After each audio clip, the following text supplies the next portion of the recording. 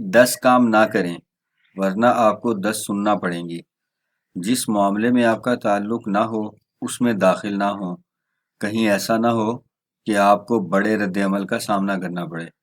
غصے کی حالت میں گفتگو سے پرہیز کریں تاکہ ایسی نہ سننا پڑے جس سے غصے میں اضافہ ہو۔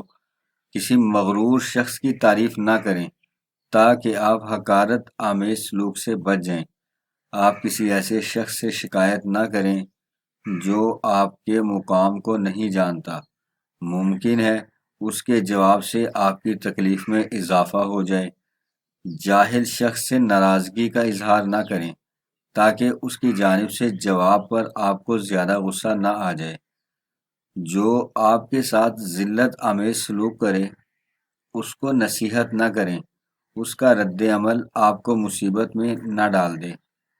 ان فتنہ پرور لوگوں کو کبھی نصیحت نہ کریں جنہیں اپنی رائے پر غرور ہو۔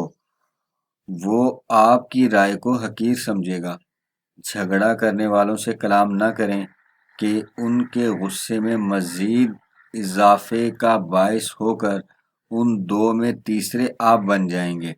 بیوی جب غصے کی حالت میں ہو تو اس کے ساتھ خیر خواہی اور بھلائی کی چیزوں کا ذکر نہ کریں، اس سے ان سب کا انکار نہ سننا پڑے۔